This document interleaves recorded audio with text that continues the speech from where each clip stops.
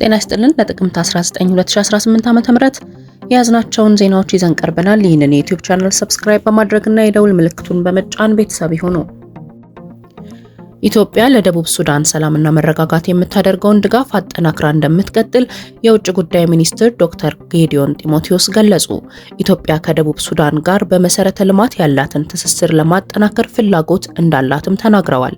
የውጭ ጉዳይ ሚኒስትር ዶክተር ጌዲዮን ጢሞቴዎስ በደቡብ ሱዳን የምስራቅ አፍሪካ ጉዳዮች ሚኒስቴር ቢዮንግ ዴንግ ኩኡል የተመራ ከፍተኛ ልዑክ በጽህፈት ቤታቸው ተቀብለው አነጋግረዋል። ልዑካን ቡድኑ የውጭ ጉዳይ ሚኒስቴሩ በደቡብ ሱዳን በተለይም በአብይ ግዛት ያለውን ወቅታዊ ሁኔታ አስመልክቶ ገለጻ አድርጓል። ኢትዮጵያ የህዳሴ ግድብን አጠናቃ በስኬት በማስመረቋ ደስታቸውን በመግለጽ የእንኳን ደስ አላችሁ መልእክት አስተላልፈዋል። የውጭ ጉዳይ ሚኒስትር ዶክተር ጌዲዮን ጢሞቴዎስ የደቡብ ሱዳን ፕሬዝዳንት ሳልቫኪር ማዲያርት ጋር በህዳሴ ግድብ ምረቃት ላይ በመሳተፋቸው ምስጋናቸውን አቅርበዋል። ሚኒስቴሩ ኢትዮጵያ ለደቡብ ሱዳን ሰላምና መረጋጋት ያላትን ጽኑ ቁርጠኝነት አረጋግጠዋል። ሁለቱ ሀገራት በመሰረተ ልማት የበለጠ በመተሳሰር ቀጠናዊ የኢኮኖሚ ትብብርን ለማጎልበት ሊሰሩ እንደሚገባ መግለጻቸውን የውጭ ጉዳይ ሚኒስቴር መረጃ ያመለክታል። ኢትዮጵያ የባህር በር ባለቤት መሆን ብልጽግናን ለማረጋገጥ እየተደረገ ላለው እንቅስቃሴ ወሳኝ ነው አሉ አምባሳደር ጀማል በከር። አምባሳደር ጀማል እንዳሉት ከ30 ዓመት በፊት ኢትዮጵያን ለማዳከም በሚፈልጉ የውስጥና የውጭ ኃይሎች ሴራ ሀገሪቱ የባህር በር አጥታለች። በወቅቱ የተፈጠረውን ስህተት ለማስተካከል ኢትዮጵያ እያቀረበች ያለው የባህር በር ጥያቄ ህጋዊ፣ ታሪካዊና ተፈጥሯዊ መብቷን ለማስከበር ያነሳችው እንደሆነም አመላክቷል። የተባበሩት መንግስታት የባህር አጠቃቀም ስምምነት የኢትዮጵያን የባህር በር ጥያቄ እንደሚደግፍ ገልጸው ሀገራት ያላቸው ጂኦግራፊያዊ አቀማመጥ እጣ ፈንታቸውን ሊወስን እንደማይገባና የባህር በር ተጠቃሚ መሆን የመብት ጉዳይ እንደሆነ አስረድተዋል።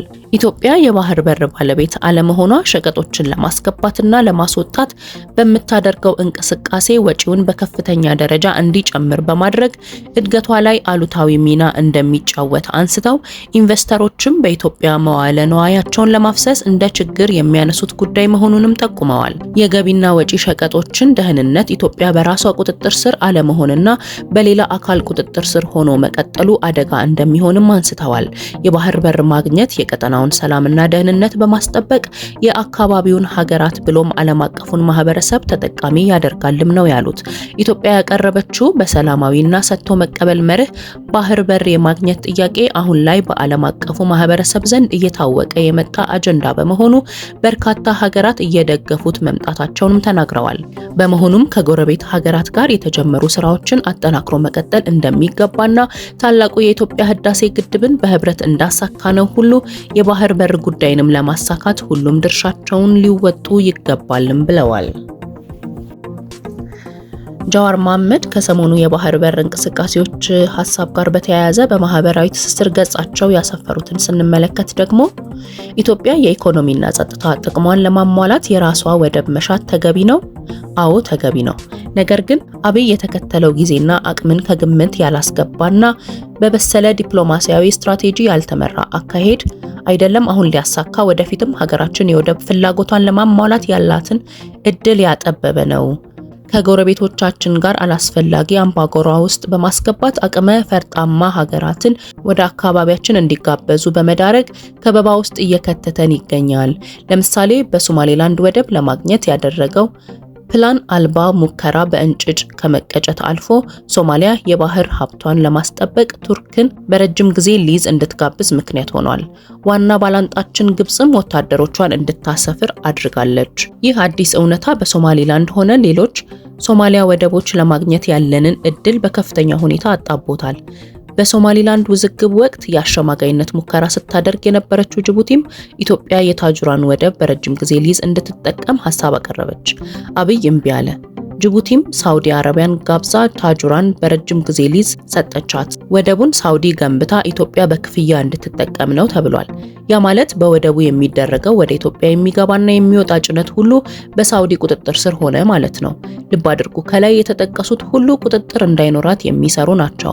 ልብ አድርጉ፣ ከላይ የተጠቀሱት ሀገራት በቀይ ባህርና ህንድ ውቅያኖስ ላይ ከኢማራት ጋር ከፍተኛ ፉክክር ውስጥ ያሉ ናቸው።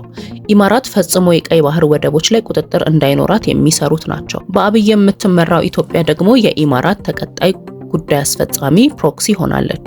ስለዚህ የኢትዮጵያን ሙከራ የኢማራት አድርገው ስለሚያዩ ለማክሸፍ ይሰራሉ።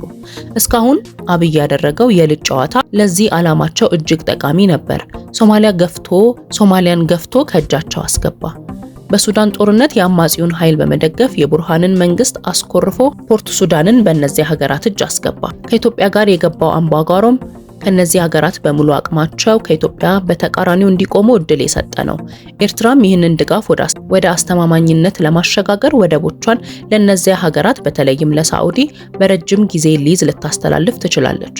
ይህ ከሆነ ፍጥጫው አብይ ትንሽዬ ብሎ ከሚንቃት ኤርትራ ጋር ሳይሆን ከቱጃራና ሀያሏ ሳዑዲ ጋር ይሆናል ማለት ነው። በተስፋፊነት ትርክት የታወጀው የአብይ የወደብ ፖለቲካ ሌላውን ይቅርና ኬንያን ያስደነገጠና ያስከፋ ነበር። ለደቡቡ የሀገራችን ኢኮኖሚ አማራጭ ወደብ እንዲሆን ሲያዘጋጁ በነበሩት የላሙ ወደብ ጉዳይ በጥርጣሬ እንዲመለከቱን አድርጓቸዋል። ምን ያ ብቻ! የአብይ እውር ድንብር የወደብ ፖለቲካ ለ25 ዓመታት ዲፕሎማሲያዊ ግንኙነቷን አቋርጣ የነበረችው አሜሪካ እንኳን ከኤርትራ ጋር ዳግም ለመቀራረብ እንድትወስን ገፋፍቷታል። ጠቅለል ሲል በተዳከመ ኢኮኖሚያዊና ወታደራዊ አቅም እንዲሁም በተንሸዋረረ ዲፕሎማሲያዊ አካሄድ የተተገበረው የወደብ ፖለቲካ የወደብ ባለቤትነት እድላችንን ያጨናገፈ ብቻ ሳይሆን አላባራ ባለው የእርስ በርስ ጦርነቶቻችን ላይ ቤንዚን ያርከፈከፈ እንዲሁም የዲፕሎማሲያዊ መገለልን ያባባሰ አክሳሪ አካሄድ ነው። ከአብይ ጠብጫሪነት በፊት ባለ ወደብ ጎረቤቶቻችንን እያወዳደርን የተሻለ ዋጋና አገልግሎት የሚሰጡትን እያማረጥን መጠቀም እንችል ነበር። ዛሬ ግን አብይ ጉዳዩን ሁሉም ጎረቤቶች በመሰባሰብ በራቸውን እየዘጉብን አማራጮችን ከጊዜ ወደ ጊዜ እያጠበቡ ነው። አብይ አካሄድ በሱና በአገዛዙ በሀገሪቱ ላይ ያደረሰውን ኪሳራ አምኖ የእርምት እርምጃ ከመውሰድ ይልቅ አሁንም በጥፋት መንገድ ለመቀጠል ይደነፋል። አብይ የወደብ ፖለቲካውን የሚነዛው እውነትም ሀገራችንን የወደብ ባለቤት ያደርጋል ብሎ ስለሚያምን እንዳልሆነ አካሄዱ ግልጽ ያደርገዋል። ጉዳዩን የሙጥኝ ብሎ የሚገፋበት የህዝቡን ቀልብ ከውስጣዊ ኢኮኖሚያዊ፣ ፖለቲካዊና የሴኩሪቲ ቀውስ ዳይቨርት በማድረግ የስልጣን ዘመኔን ለማራዘም ያግዘኛል በሚል ስሌት ነው።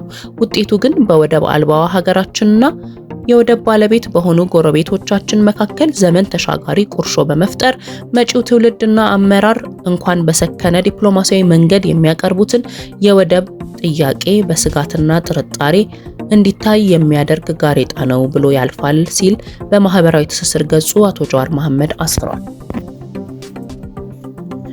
በኦሮሚያ ክልል አርሲ ዞን 2 ወረዳዎች በታጣቂዎች ከተገደሉት ምዕመናን መካከል 5ቱ የአንድ ቤተሰብ አባላት እንደሆኑና ከዚህ ቀደምም በደጁ ወረዳ በታጣቂዎች የታገቱ ሰዎች እንዳልተመለሱ የዞኑ ሀገረ ስብከት ለቲክቫ ገልጿል።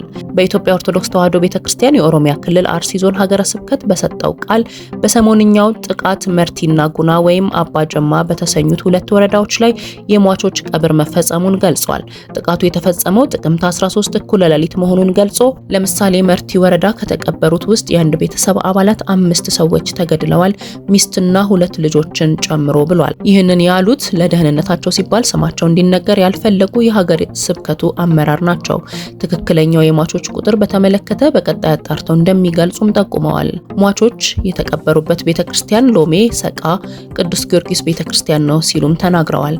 ይህ አካባቢ እንኳን ትልልቅ ባለስልጣናትም የሚወጡበት ቦታ ነውና ከፍተኛ ጥበቃ የነበረበት መቻቻል መፈቃቀር ያለበት ነበር ሲሉም አስታውሰዋል። እንደ ሌሎቹ እንደነጀዱ ሽርካ ስጋት ያለበት ቀጠና አልነበረም። ከዚህ በፊት ግን 6 ሰዎች ላይ ሙከራ ተደርጓል ሲሉም አክለዋል። ከደጁ ወረዳ ታግተው የተወሰዱ ምዕመናን አሉ፣ የታገቱት አልተለቀቁም፣ ከነርሱ ውጭ ነው ይሄኛው የሰሞንኛው ጥቃት ብለዋል። ሰሞንኛው ግድያ በፈጸሙት ታጣቂ ኃይሎች ላይ መንግስትም የወሰደው እርምጃ አለ ወይ ተብሎ ለተጠየቁት ጥያቄም በዞኑ አጸፋዊ ምላሽ ተሰጥቷል ሲሉም ተናግረዋል። የአዳማ ሳይንስና ቴክኖሎጂ ዩኒቨርሲቲ ራስ ገዝ ለመሆን የቅድመ ዝግጅት ተግባር እያከናወነ መሆኑን አስታወቀ። የዩኒቨርሲቲው ፕሬዝዳንት ለሚ ጉደታ ተቋሙ የትምህርት ጥራትን በማስጠበቅ ለሀገር እድገት በሚገባው ልክ አስተዋጽኦ እንዲያደርግ ራስ ገዝ ለመሆን እየተዘጋጀ መሆኑን ገልጸዋል። አዲስ አበባ ዩኒቨርሲቲን ተከትሎ ራስ ገዝ ለመሆን የትምህርት ሚኒስቴር መስፈርቶችን ማሟላት በሚያስችል አግባብ ላይ እየሰራ እንደሆነም ተናግሯል። ከዝግጅቱም ውስጥ የተቋማዊ ግምገማ ሰነድ፣ ስትራቴጂካዊ እቅድ፣ ፖሊሲና መመሪያዎች እንደሚገኙበት ጠቅሰዋል። ይህንን ተከትሎም ዩኒቨርሲቲው ራስ ገዝ የመሆን ጥያቄውን ለትምህርት ሚኒስቴር በይፋ ማቅረቡን የዩኒቨርሲቲው ፕሬዝዳንት አስታውቀዋል።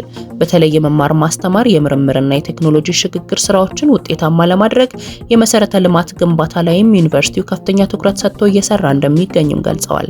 ከነዚህ ስራዎች ውስጥ ባለፈው በጀት ዓመትም የተጠናቀቁ የምርምር ፓርክ ግንባታዎችን አንስተዋል።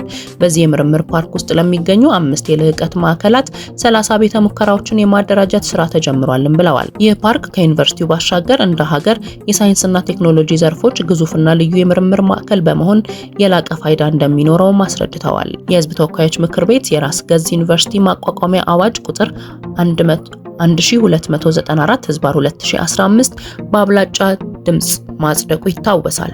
አዋጁ ለሀገር እድገት ትልቅ አስተዋጽኦ የሚያደርጉ በቴክኖሎጂ በፈጠራና በምርምር የላቀ እውቀት ያላቸው የሰው ኃይል ለማፍራት የሚሰሩ ከፍተኛ የትምህርት ተቋማትን ለመገንባት ያለመ ነው።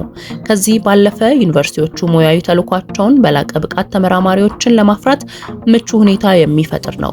የጥናትና ምርምር፣ የትምህርትና የማህበረሰባዊ ነጻ አገልግሎት የሚያከናውኑበት፣ የፋይናንስ ምንጭ መሰብሰብና ሀገራዊ ልማትን ማገዝ የሚችሉበትን ነጻ ምህዳር ለመፍጠር ትልቅ እገዛ እንዲኖረው ተደርጎ በውይይት ዳብሮ መዘጋጀቱ በወቅቱ ተጠቅሷል።